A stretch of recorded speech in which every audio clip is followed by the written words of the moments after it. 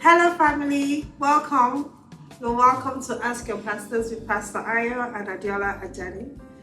Yes. So this program, we put this program together for you guys actually, and we thought that in this season, in this period of the pandemic outside, different people will have different questions, different uncertainties in their hearts, which they really need answers to.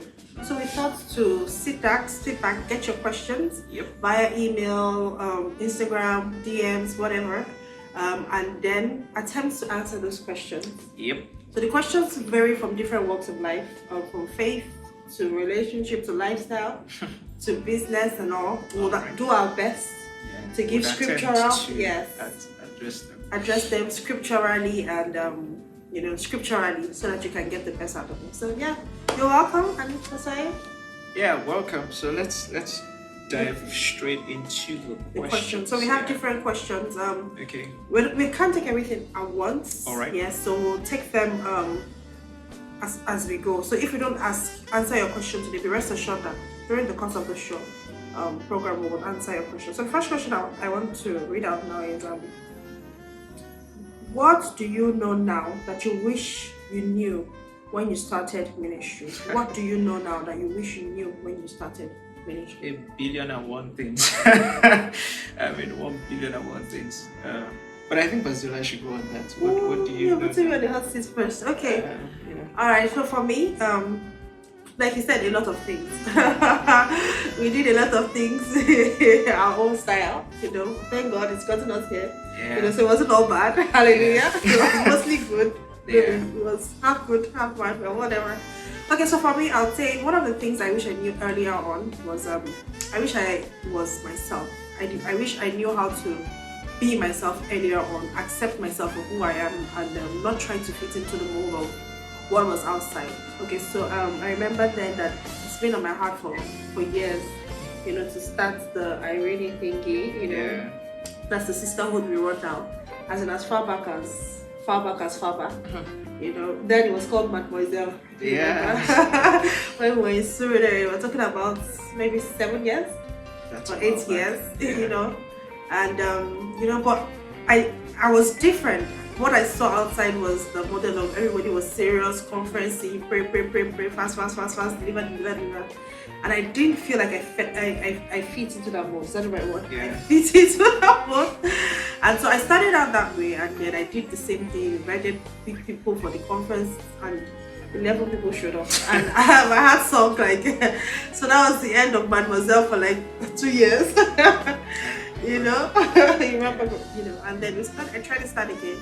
But I think if I could do it all over, I would just trust that God can use me the way that I am, and not that God uses this specific kind of people or a specific temperament or a specific character. The most important thing for God is your heart and your willingness in ministry, and of course obedience and all that. But I delayed for about 5-6 years just because I felt like my style was different, or I was different from what I thought. Yeah, so I'll trust myself more. I think that speaks to what you said. One of your most recent message, where you said God can do more with your surrender than your control. So let go. Just let go. Be yourself. So for me, quite a lot of lessons. I think you learn more of what you actually learn. You find out that you didn't know so much. The more you continue, I mean, everybody has that pride of I know something, that's why I'm here. But the more you progress, you just realize that, hey, guy, there's not much you know after all. I think one big one for me would be to not be closed up, and realize that the fact that people have a different way of expressing what they believe does not mean that they are wrong. Okay, now I've never been a critical person, never been that type of person, never been I've never been the type to run people down and all of the rest. But subtly there's that pride of knowledge where you're like, we know what we're doing. And what I've learned is everybody really has something from God that you can learn from. Yes. And if we open up our hearts and our minds, I mean, you'd find out that some of the guys you think aren't so great preachers, there's so much you can learn from them. some of the guys you think aren't so great prayer people. There's so much you can learn from them, and it makes life just easy for you. For me, it's just learning that the body of Christ is just like Joseph, who wears a coat of many colors. So your color may look brilliant and beautiful, but there are other colors. Yeah, you're not the only color. Yeah, you're not the only color. You're not the only color. You know, so sometimes you think you're the greatest preacher, there are better preachers, you think you're this, the best prayer, they're better. I mean, there are lots and loads of other people who can do it better than you. So just calm down and enjoy life, enjoy ministry, learn from everybody, you know, and make the kingdom better at the end of the day. Yeah, that's for me. That's fantastic. So I think we should move to the next question. Yeah, that's fine.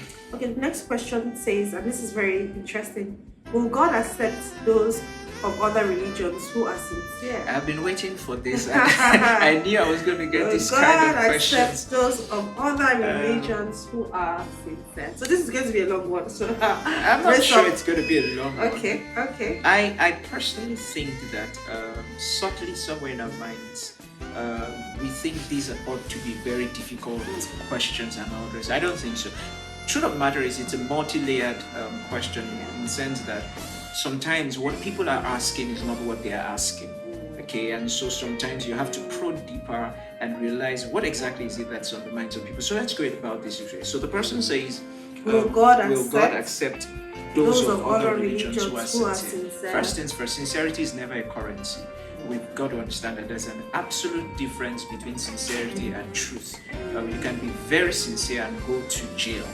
Okay, you can be very sincere and be wrong. And so sincerity has never been a currency to determine what is right or what is wrong. You can be sincerely right, you can be sincerely wrong.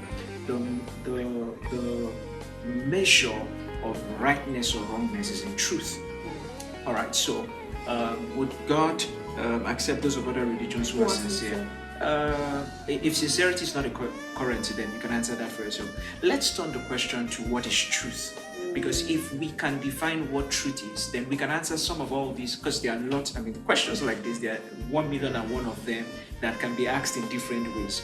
So if we ask ourselves what is truth and what is the problem with truth in our world today, because this question is based on the fact that we have not defined for ourselves what truth is. Now, in the world in which we live in today, truth is very subjective. So you hear things like my truth, you hear things like your truth, you hear things like situational ethics, okay, and all of that comes from the idea that truth is subjective. So I can decide for myself what I think is true, you can decide for yourself what you think is true, but I think that's extremely hypocritical, all right, because our world is built on objective, objective truth, unquestionable truth, and I'm going to explain what I mean by that. Let's imagine, or let's even start from elementary school. They told you 1 + 1 = 2, and you've built arithmetic, you've built algebra on that. That's not subjective. It's not based on what the teacher feels like. It's not based on what the student feels like. It's based on what is true. And we, from generation after generation, accept that this is true. We have built an entire society. We've built our world around some of these things. And that's because it is objective. It's not based on what somebody feels. Now, imagine, for example, Pastor Adeola, that you get into a plane and you say, I'm going to Canada. And then the pilot says, we're going to Canada. But then you realize that truth is subjective in essence. What he feels is Canada is different from what you feel is Canada. Then you speak to your seatmate and he goes, there is another Canada. There's a problem. There's a problem because we all want to go to one destination. We've got to be agreed on the fact that this is the truth. If we get here, this is Canada. If we get here, this is Estonia. If we get here, this is United Kingdom. We can't get to a place and then define for ourselves what that place is. So our world is actually built in reality on objective truth, not subjective truth. So the whole idea of being subjective based on my truth, your truth, and all of the rest is hypocritical. It's actually not correct. It comes to play usually in religion. And usually it only comes to play in religion. That's the truth of the matter, or what people believe. So they say, well, it's what I believe and it's what you believe. In everything else, we are very objective about it. Okay, we know that this is child abuse. We are not subjective. We know that this is violence. We It's know not if you're subjective. driving on the wrong lane, If you're you know driving on the wrong lane, if you're cooking and you put too much salt, exactly, it it's is objective. objective. So, but when we come to believe, then we try to bring in a different standpoint, a different rule, and all this and all this. Now, why do people love the whole idea of subjective truth and not objective truth? Very simple, because they think that objective truth is exclusive. And the truth of the matter is that truth in and of itself is exclusive.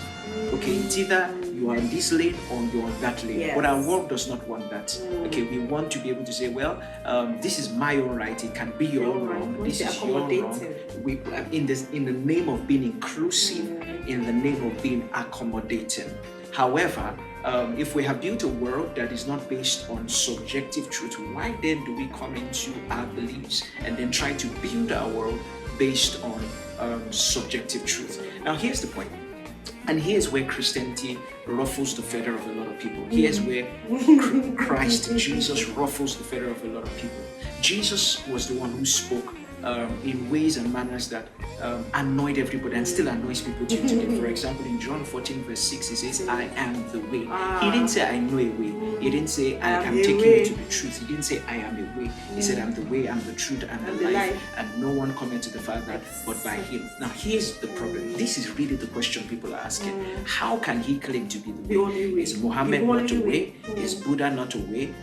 Is Islam not a way? And for the most part, many Christians are afraid to answer these questions, but there's really nothing to be afraid of. All right, we can deal with it headlong. And here's the way I like to tell people: if you look at what Jesus said, there are two arguments. There's the argument of pride, that he must be very proud. Oh boy, I mean, how can somebody say I am the way? And then you have the other argument where you go, it's being exclusive. If you say I am the way, then you're saying, and that's what the person is saying. If they are sincere in their religion, then you're excluding them even though they are being sincere. How then do you say God is love? How do you marry all of this and all this and all this? I love what somebody said, Pastor Adeola. He said, one of the greatest insults on the person of Jesus is to say that he was a great teacher. If you listen to the things that Jesus said, he was either of three things. He was either a compulsive liar, an unprecedented lunatic, or his Lord. You have to put him in one of these three buckets. It's either he was an amazing liar, very creative liar, or he was an unprecedented lunatic like the world has never seen, or his Lord. Now you are left to choose whatever you want to choose amongst these three. But like I tell people, somebody says, he's proud. I mean, we can decide our truth. He doesn't have to be the only way. And I tell people, remember that story of an elephant where three blind men touch different parts. One says, touches the leg, he says it's a rod. Another touches the tail of the trunk, says this is a snake. Another touches this part, and all this. And they say that's what religion is like. All right. So somebody touches this part, but when we bring everything together, then we have the whole and all this. God is that person on the mountain, and there are different roads that leads to God. So Christianity is one of the roads, Islam is one of the roads, Buddhism is one of the roads. Here's my problem with that. If you believe that, then you are not, Jesus is not the only proud person. You're actually the proud person. And I'll tell you why. Right. How do you know that they are blind? How do you come to the conclusion that the one who touched the leg is blind? How do you come to the conclusion that what he touched was not the whole thing? Where did you get your information from? Already, you are claiming an objective truth. All right. So, if that's your argument, claiming is subjective or objective, you're already claiming that this is it. Everybody. Where did you get that from? And so your argument does not hold water because you are playing by the same rules that you're asking somebody else not to play with. Now, but let's go to the other part, which is if Jesus says that he's the way, not a way. Now, somebody says that is exclusive. Now, I'm going to make a point that's extremely important. The truth of Jesus Christ is exclusive enough to be right, but inclusive enough to accommodate anyone. I'm going to say that again. The truth of Jesus Christ is exclusive enough to be right. For anything to be right, it must be exclusive. All right? It's either a Mercedes-Benz or not. It's either a boy or not. It's either a girl or not. All right? But it's inclusive enough to accommodate anyone who aligns with it. And so the idea of exclusivity as a claim against Christianity and against Jesus Christ is unfair, because truth in our world is actually exclusive. All right, and I always give this example. Let me give you another example. Truth in our world is always exclusive. Because 1 plus 1 is always It's always two. There's no you're way either a you boy can or a girl. The problem we have in the world today is people not wondering whether they are boys or they are girls. Yeah. And that's because I'm we a have boy moved. inside, I'm a girl inside. That's because we have moved the goalposts to become subjective. All right, but you've got to be objective about it. You know, I always give this example, and I think this is going to help you so much. Imagine you have a club down your street. Okay, so this club, they whatever, you know what they do at clubs and all the rest. And this particular club tells you that, all right, you know, to enter our club, you've got several doors. I mean, there are about 100 doors that you can enter from. Immediately, you're like, wow, these guys are so inclusive. These guys are amazing. They're making it easy for me. They're making it easy. And you've heard people talk about liberalism in our world. They are liberal. They make it easy for me. These are the kind of people I want to work with. All right, but before you enter, they tell you, hey, there's a way you've got to dress. There's a way you've got to look. There's a way you've got to talk. There's a haircut you must have. There's a way you've got to talk. There's an accent you must have. There's a certain level of money you must have in your account. And even though they have 100 doors for you to come into the clubhouse, you can't meet up with their standards. So it looks liberal, but has a standard that cuts you off. Now that's what exclusivity really is. But you have another clubhouse that has just one door. It says, I am the door. There's no other door. If you want to enter this clubhouse, this is the only door. But I'm not going to ask of you anything. The only thing I'm going to ask of you is to believe that this is the door that leads to this clubhouse. In essence, you don't have to talk in a certain way, you don't have to act in a certain way, you don't have to look in a certain way, you don't have to dress in a certain way. The only thing that's required of you is to believe that this is the door. Now, somebody says, Jesus' claims are too proud. Well, I'm wondering why you enter through the same door into your house. You believe that this is the door of your house. And you know that this door leads into this house, in essence. And you are not expected to look in a certain way because it's your house. And so, Jesus Christ claimed, the claims of Jesus sounds very exclusive, but it is accommodating enough. It's actually the most inclusive truth. Because the other doors are saying, you have to have this. You've got to have this. You study Buddhism. I mean, I've read a couple of these things. You study, for example, in Buddhism, people don't know this, that we have the parable of the prodigal son as well. The same story, pretty much the same story. But the only difference is the ending. In our Christian story, the story tells us that the father reaches out to the boy. But in Buddhism, he tells us that he tells the boy what he must do to repent, to get back into the house. But Christianity says, just as you are, come without one plea. The only thing is to accept that I am the way. That's all. But the other does say we've got 100 doors, but hey, we've got 1 million rules you've got to keep up with. So who at the end of the day is exclusive? It's the ones that are giving you the too many rules. Like Exactly. They're making it harder for you to come. Now, to wrap this up for you, the claims of any religion is only as valid and only as true as the credibility and the credentials of the one who brought us that religion. All right, so who brought us Christianity? Jesus is the one who told us. Now, there's no one on record in history till now who has claimed what Jesus claimed. No one says, I am the way. No one ever said, I am one with God. There's no one. There's no one else whose miracles are recorded so much, and he tied his miracles to the forgiveness of sins.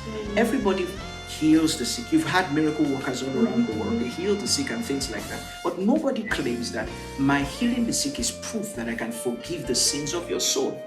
Everyone who came says we are all sinners together. This one comes to say that my healing is to show you that I am the forgiver of sins. And I could give you some more credentials, but I'll just give you one last one.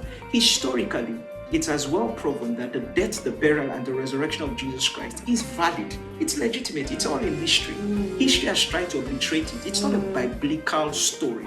It's a historical event. True life event. It's in the libraries. You can go and read it. They've tried to obliterate it, but it's all there.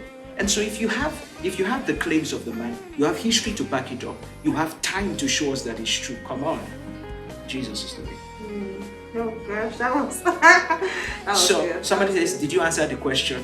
No, I didn't answer the question. I answered the other questions that caused this question. So will God accept those of other religions who are sincere? And I think we've established that sincerity is not even a goalpost in this. The goalpost is truth. Not at all. Truth is the goalpost is truth. Exactly. And the truth is this is the way, the only way. Exactly. And don't bring any other thing. Don't be any other thing. Just believe this is the way and enter, and then you get no matter how sincere you are, you can sincerely burn the house. Yeah, and be really sincerely. And be sincere. Sincerely sincere. Exactly. And sincerely Doesn't change giving. anything. Yeah.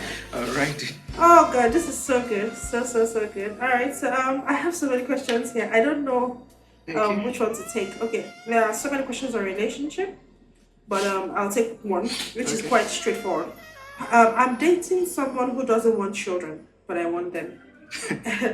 Everything is perfect about him, Okay. but that. Should I tell God to convince him or should I leave him? You know, this question is quite unfair Why? because the answers are based on him. Him not wanting to have children, is it a bad thing? And now she's wanting to God to convince him. Alright? Or should she leave him? Why can't she to change her mind? well, Why can't he to pray that God will convince her? here's what I would say. There's no definite answer to this question. But before you get married to anybody, ensure that there are 3 areas where you are aligned. Okay. Number 1, spiritually. You want to ensure that your values and your spirituality are aligned. What you believe to be true is aligned. Number 2, very important, financially. You want to ensure that you guys are aligned. And number 3, when it comes to sex and children, you want to ensure that you guys are aligned. So critical. And the reason this is important is these are the 3 tension areas in marriage. And if you are not able to resolve this issue before marriage, I think you should have your Because I resolve sex before marriage. No. When I say, I'm not talking about having sex and all those stuff before marriage. That's what I'm talking about. I'm talking about, for example, it's important that we know this. We all are saved. We were born again. Our sins were blood washed and all the rest.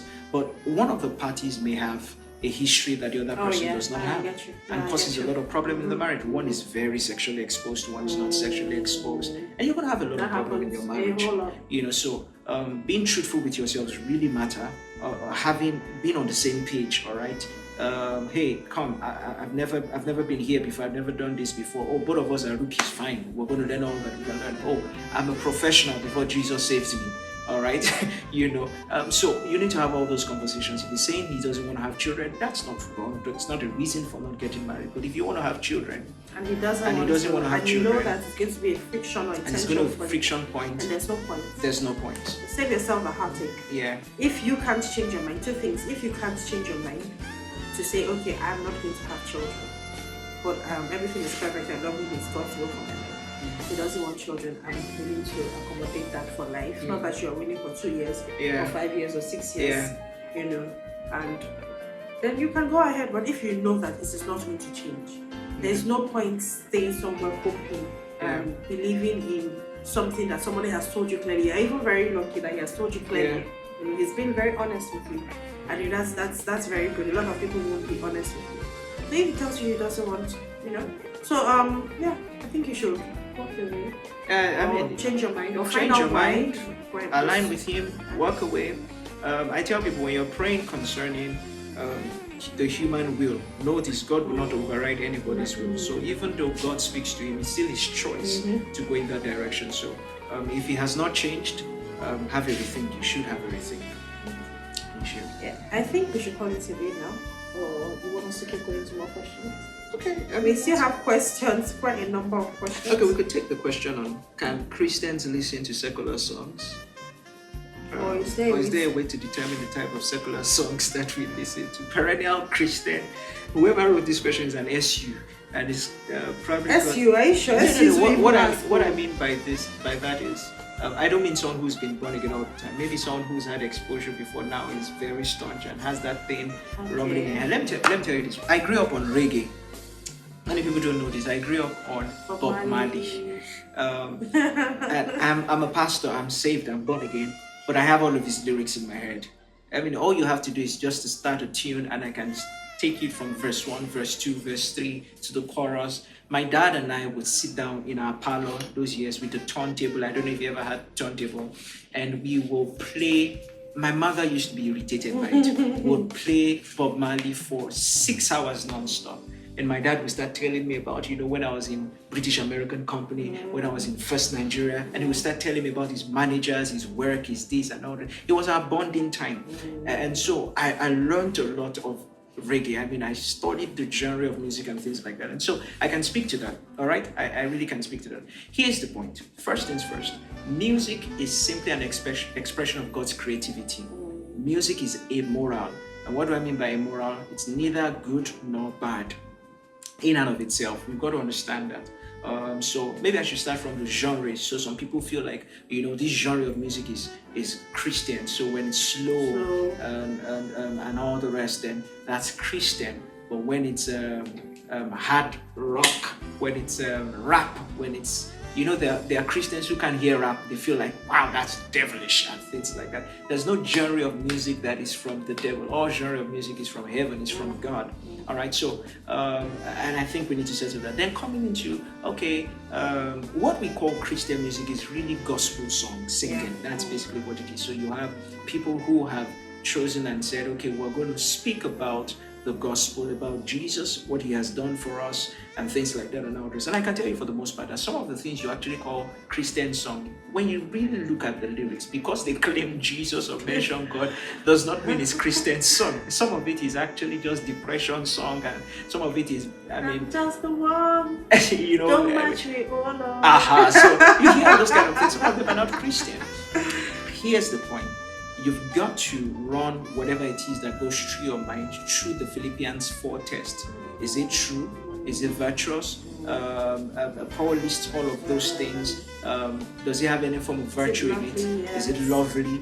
Anything? I mean, you've got to run it through your mind. All right. So sometimes you have great lyrics that necessarily does not call Jesus, necessarily does not call God. That does not make it secular. That does not make it ungodly. All right. So, but the point is, whatever you're investing, whatever you're pouring into yourself, you must ensure that it stimulates you. Okay, let me use another practical example that will help you. Look at public speaking, for example. I'm a preacher, I'm a teacher of God's word. But there are those who are public speakers who are motivators, inspirational talk people, motivational talk people. They're not devilish. They have what they do. All right. So, but the truth of the matter is, you know that if you want faith, if you want to build on God, you've got to listen to a teacher. But there's nothing wrong if you listen to the inspirational speaker or the motivational speaker. You're going to get some things from him. But they serve a different purpose. Same way, you've got music that serves different purpose. For example, if I want to express my love to my wife, I'm not going to sing Don't Know It. I'm not going to sing Sinach. If I want to express my love to my wife, that's not what I'm going to sing to her. She's going to walk me out of the room. I've got to find something that helps me express my emotions, help me express how I feel. And not all love songs are terrible. The point is, whatever you're feeding your mind with must not encourage negative emotions, lust. There's some music people listen to and then they go murder people. Yep. I know someone who listened to some songs. Adeola was telling about somebody who almost committed suicide just because there's a song in Nigeria that says, "What then is left to life if you don't have money?" Yes. So the guy didn't have money. He didn't have money. And then he was telling himself that, so if I don't have money, like, what's he with here now? Seriously. And he did commit suicide? No, he reached out to someone. Okay, he reached out to someone. The story I read, and true story. And all of it was because of the kind of music he had listened to the song over and over. So he said the Philippians 4. So I think I got Philippians 4 now. So this is the test before you listen to any song. Yeah.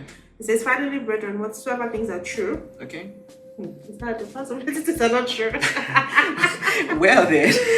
It says whatever things are honest. Whatsoever things are So you're not going to be singing songs that are encouraging rape. You're not singing songs that encourage violence. I mean, if you go to next and say whatsoever things are just. That's not rape. That's not just. Yeah. Okay. Whatsoever things are pure. I mean, that's why you won't be singing. I mean, so for example, I want to express my love to my wife and I want music, but you don't want to encourage, you don't want to expose yourself to songs that tells you, oh, look at the shape of this woman, look at the shape of this guy, look at this. That gives you images in your mind. And they just paint the wrong thing and encourage you. And all the rest, whatever thing is pure. There's this song that talks about breaking somebody's head. I'm like, that's not pure. Whatever things are lovely. Yeah. Whatsoever things of good reports, if there be any virtue, if there be any praise, think on this thing. Exactly. Man, your song is just strong. So nobody can give you a song list. You have to pass it through the scriptures. And I mean, and let me say this, music is powerful. By the time the rhythm starts, I love what somebody said. He said, when somebody is talking to you, it passes through logic barrier, and immediately you're listening to me like, this is right. No, I don't agree. I agree. But if you start singing, if I'm singing the same things I'm saying, it passes through. That's why you've got to be careful. Listen, never forget this. You've got to be more intentional about the songs you listen to than the words that you hear. Because when words come to you, you can filter through logic. But songs, that's why a bank manager will say, I'm a jailer like you. You're not a jailer. I'm not a jailer like You're a Jesus, bank manager. All right, so it sounds nice, but that's a confession from the pit of hell. I'm not a prisoner. All right. In Christ Jesus, please. Okay, so I think that's about that for today. We'll answer more questions as they come. Hope you learned something. Thank you. Send me your questions. Thank you so much for joining us. So you can send in your questions.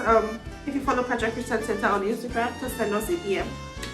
Or correspondence at petracc.org, or ask your pastors actually at petracc.org. Actually, ask your pastors at petracc.org. Yeah, ask your pastor. That will be faster. So ask your pastors at petracc.org. Or we're just a DM away. My handle, our handle, the church Patrick Christian Center handle. You know, once you send me questions, we'll collect them, and as much as we can, we'll try to answer them. All right, so I think that's enough for today. Yeah, love you. Bye-bye. Thank you.